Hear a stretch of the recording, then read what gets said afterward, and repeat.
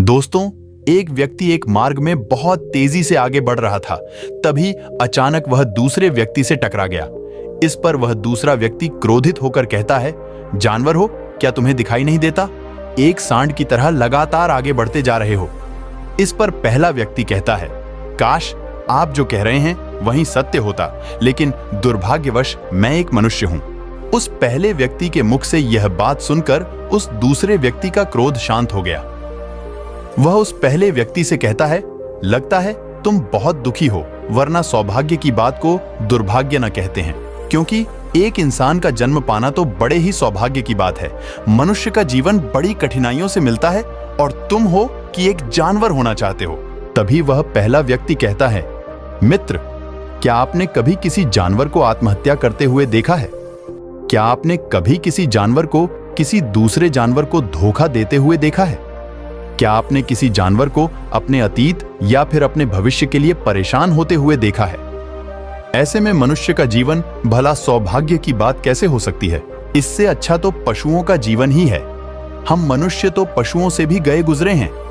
उस पहले व्यक्ति की यह सारी बातें सुनकर वह दूसरा व्यक्ति कहता है, लगता है तुम बहुत दुखी हो, तुम्हारे जीवन में बहुत बड़ी समस्या पड़ी है। यदि ऐसा है तो तुम्हें इसका समाधान महात्मा बुद्ध के पास मिल जाएगा, तुम वहां जाओ। तभी पहला व्यक्ति कहता है कि कौन है? क्या कोई साधु है या महात्मा है या आर्षि मुनि है या कोई पंडित है? कौन है? अगर वह इनमें से हैं तो इनमें से कोई भी मेरी मदद नहीं कर सकता। मैं ऐसे कई लोगों से मिल चुका है और इनके पास मेरी समस्या का कोई समाधान नहीं है। इस पर वह दूसरा व्यक्ति कहता है, वह इनमें से तो नहीं है, लेकिन वह क्या है?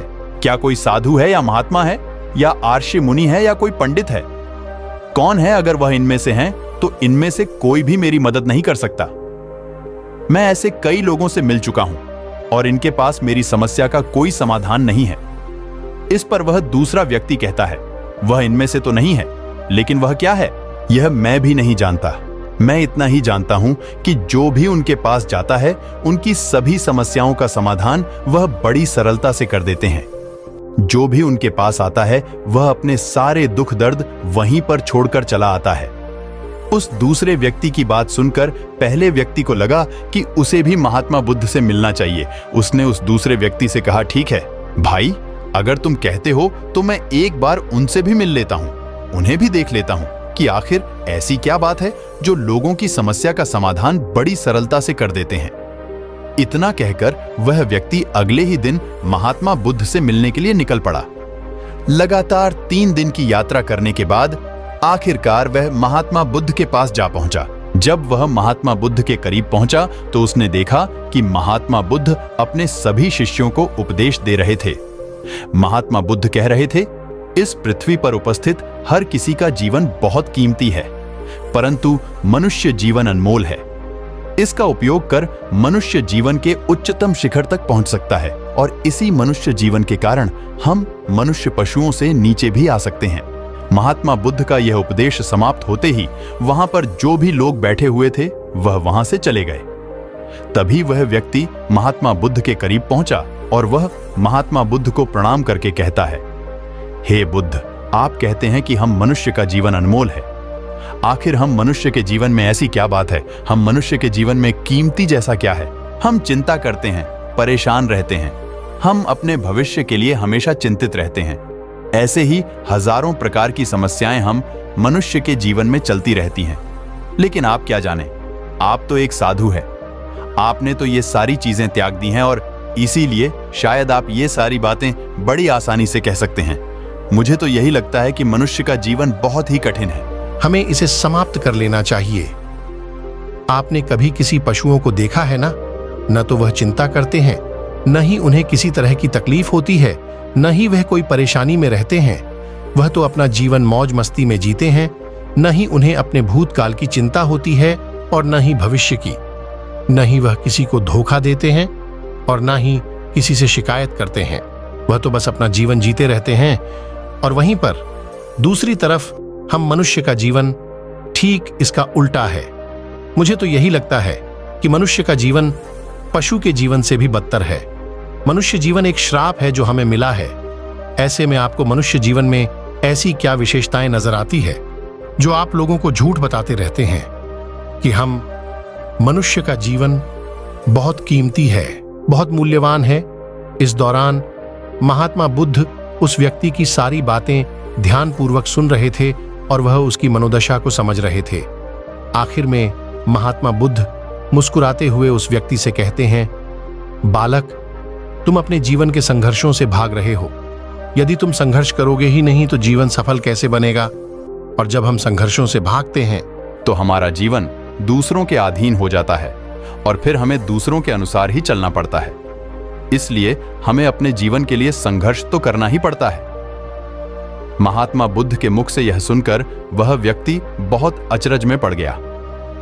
उसने तुरंत ही महात्मा बुद्ध को प्रणाम किया, उनके चरणों में जा गिरा और उनसे कहने लगा, हे बुद्ध, आपको कैसे पता चला कि मैं अपने जीवन में संघर्षों से भाग रहा हूं, उनसे बचना चाहता हूं? मेरे जीवन में जब भी कोई समस्या खड़ी होती है तो मैं उसका सामना नहीं कर पाता, बल्कि मैं उसे छोड़कर भाग जाना चाहता हूं। आगे महात्मा बुद्ध उस व्यक्ति से कहते हैं, तुम्हें लगता है कि पशुओं का जीवन हमसे लाख गुना अच्छा है क्योंकि वह अपना जीवन खुद समाप्त नहीं कर सकते, क्योंकि वह किसी को धोखा नहीं देते और न ही आने वाले भविष्य की चिंता करते हैं। इसका मतलब यह तो नहीं कि पशुओं के जीवन में कोई संघर्ष नहीं है। पशुओं के जीवन में तो जन्म से लेकर मृत्यु तक संघर्ष ही होता है। जब वह छोटे होते हैं तो उनकी जान को खतरा होता है। वे अपनी जान बचाने के लिए संघर्ष करते हैं। जैसे जैसे बड़े होते हैं तो उन्हें अपना पेट भरने के लिए संघर्ष करना पड़ता है, फिर चाहे उनके सामने कोई भी क्यों ना हो, फिर चाहे उनके सामने कितनी भी बड़ी परिस्थितियां क्यों ना हो, वे संघर्ष करने से कभी पीछे नहीं हटते। लेकिन हम मनुष्य छोटे छोटे संघर्षों से डर जाते हैं। अगर हम उन पशुओं की तरह अपने जीवन में संघर्ष करने लगे तो मनुष्य का जीवन अपने आप ही सफल हो जाएगा। इतना संघर्ष अगर एक मनुष्य अपने जीवन में कर ले तो वह जो चाहता है वह कर सकता है, उसे पा सकता है।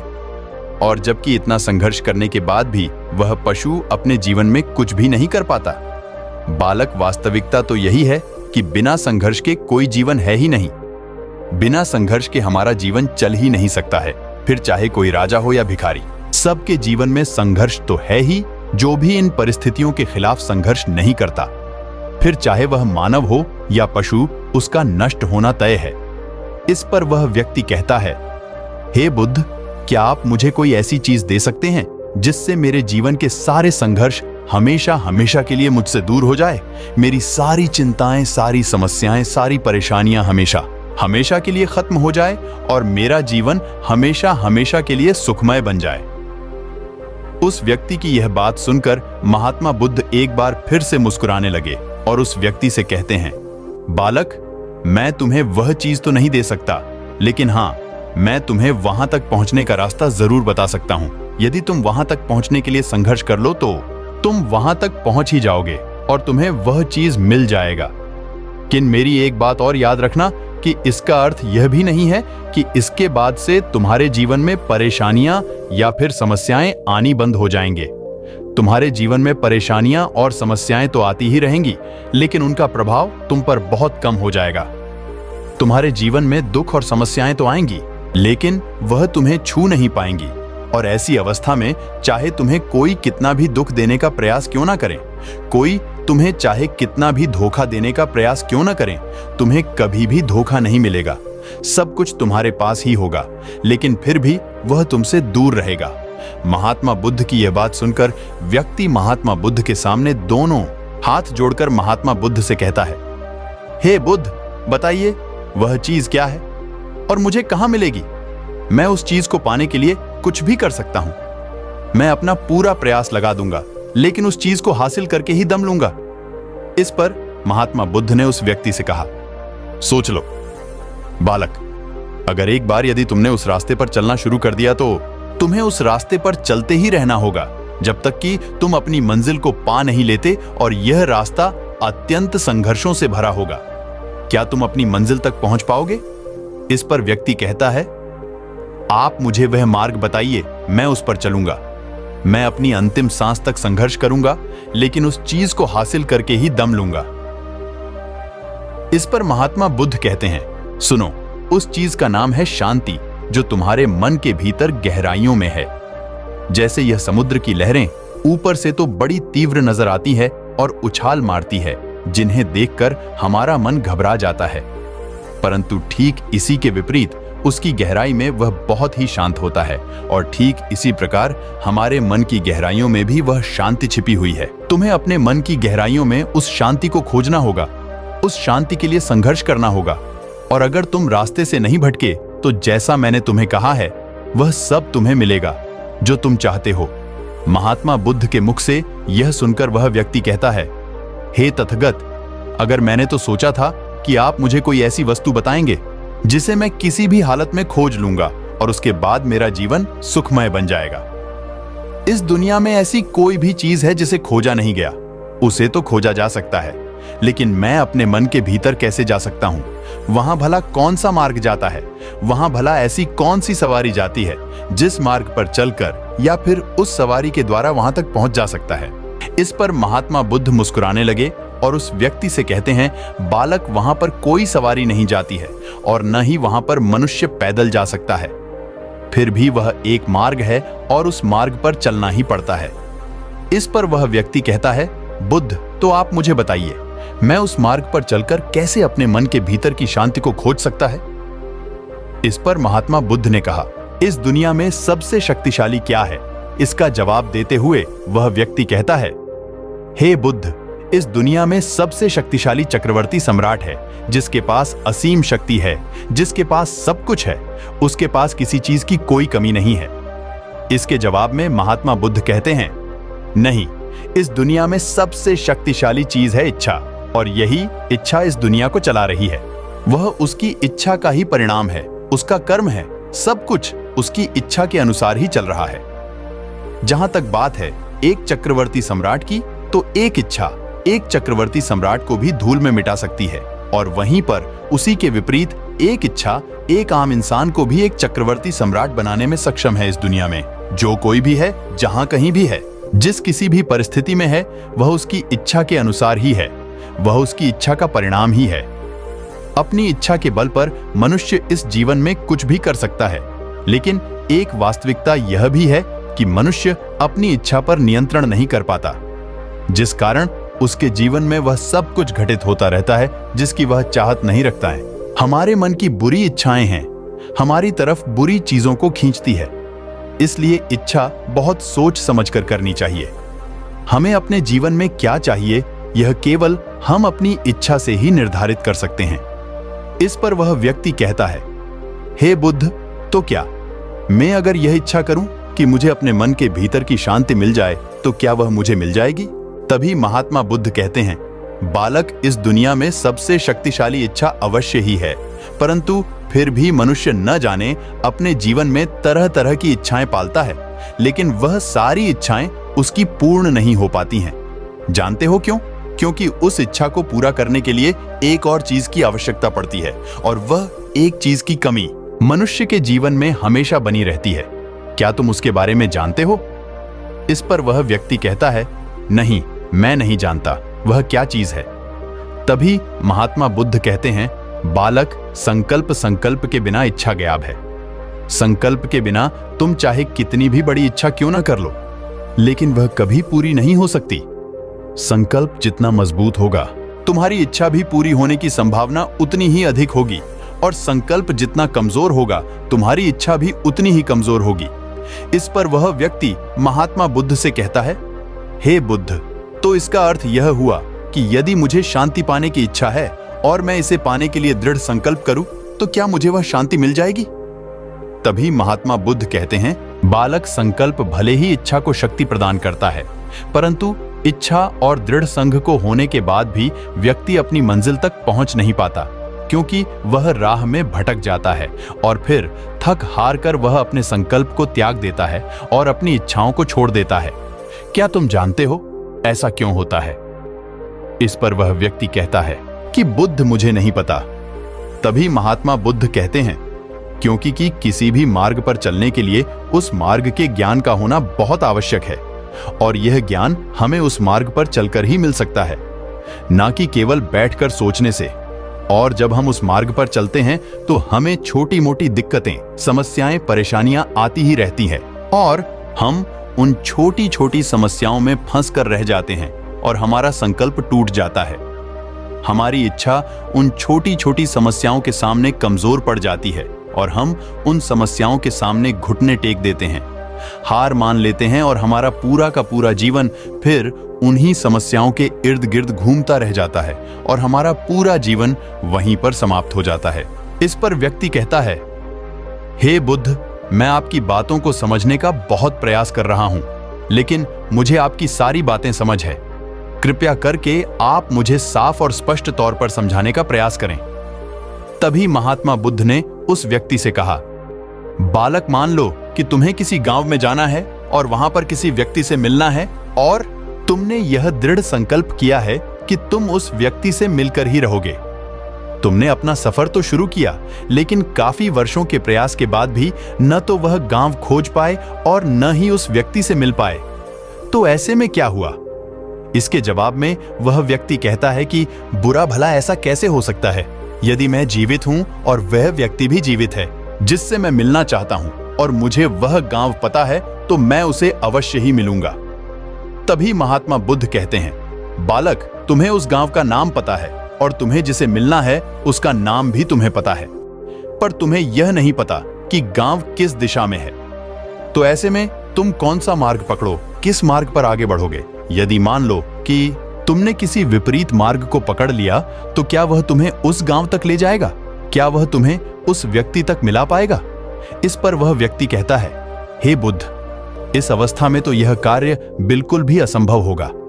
इस पर महात्मा बुद्ध मुस्कुराते हुए उस युवक से कहते हैं, बालक, मैं कब से यही तो तुम्हें समझाने का प्रयास कर रहा हूं। हमारी इच्छा संकल्प होने के बाद भी हमें सही मार्ग का ज्ञान होना आवश्यक है। शांति को खोजने का जो मार्ग है वह ध्यान और ध्यान भीतर होता है। बाहर में जब तुम अपने भीतर की शांति को खोजने के लिए ध्यान के मार्ग पर आगे बढ़ोगे, तो अपनी इच्छा की पूर्ति के लिए तुम उस मार्ग पर आगे की ओर बढ़ते चलोगे, तो हो सकता है कि तुम्हारी राह में छोटी छोटी मुसीबतें, दिक्कत या तकलीफ आए, लेकिन तुम्हें उन समस्याओं का सामना करना ही पड़ेगा। तुम्हें उनसे लड़ना होगा, उनसे संघर्ष करना ही होगा, क्योंकि वह मार्ग तुम्हारे लिए बिल्कुल नया है। और पहली बार जब हम किसी मार्ग पर आगे बढ़ते हैं तो हमें यह नहीं पता होता कि अगला पड़ाव क्या होगा और आगे कौन सी कठिनाइयां आने वाली है। हमें तो वहां पर जाने के बाद ही पता चल पाएगा। वहीं पर दूसरी तरफ जो मनुष्य इन छोटी छोटी दिक्कतों में नहीं फंसता, वह अपने संकल्प पर दृढ़ बना रहता है। अपने जीवन में वह सब कुछ पा लेता है जो वह चाहता है और अपनी मंजिल पर पहुंचकर उसे असीम शांति भी मिलती है। और जब मनुष्य अपने लक्ष्य को प्राप्त कर ही लेता है, तब उसे और कुछ पाने की इच्छा नहीं रह जाती है। इसी प्रकार यह तुम भी केवल मार्ग पर आगे बढ़ते रहो, तो तुम भी अपने मन के अंत तक पहुंच जाओगे और वहां पहुंचने के बाद तुम्हें किसी चीज की कोई आवश्यकता नहीं पड़ेगी। ना ही तुम्हें कोई धोखा दे पाएगा, ना ही तुम्हें कोई लूट पाएगा और ना ही तुम्हें कोई दुख पहुंचा पाएगा। उस अवस्था में पहुंचने के बाद ना ही कोई मोह, ना ही कोई चिंता और ना ही कोई समस्या रहेगी। तुम उस परिस्थिति से बड़ी सरलता से निकल पाओगे और जब तुम अपने मन की शांति को प्राप्त कर लोगे, तो तुम एक पशु तो नहीं रहोगे और न ही एक मनुष्य रहोगे, बल्कि तुम मनुष्य से भी और ऊंचा दर्जा प्राप्त कर लोगे। और फिर तुम्हें कोई भी दुख कभी छू नहीं पाया। फिर तुम्हें किसी चीज की कोई परेशानी नहीं रह जाएगी, नहीं तो भविष्य की चिंता होगी और न ही अपने बीते हुए भूतकाल की। तुम तो बस अपनी शांति में मग्न होंगे और तुम्हें किसी प्रकार का दुख कभी छू तक नहीं पाएगा। महात्मा बुद्ध की यह बात सुनकर वह व्यक्ति महात्मा बुद्ध के चरणों में गिर पड़ा और महात्मा बुद्ध से कहता है, हे बुद्ध, आपकी सारी बातें सत्य है। मैं आपकी सारी बातें समझ चुका है, लेकिन फिर भी मेरे मन में एक दुविधा है। मेरे पास क्या ऐसी कोई चीज नहीं रख सकता जिससे मेरी सारी दुख, सारी तकलीफें, सारी कठिनाइयां हमेशा हमेशा के लिए दूर हो जाएं।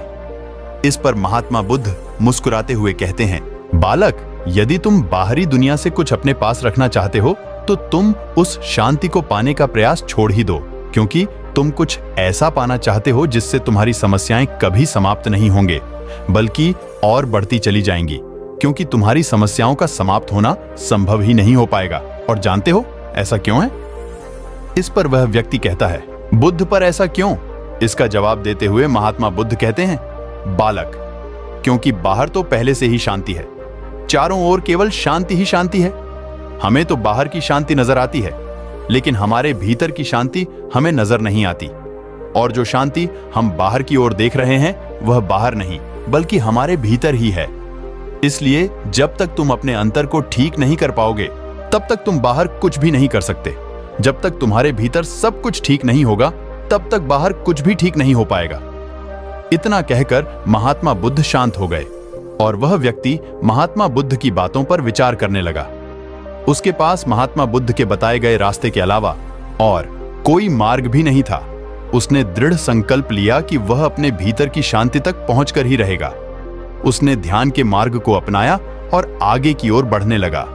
तो दोस्तों, वीडियो कैसी लगी?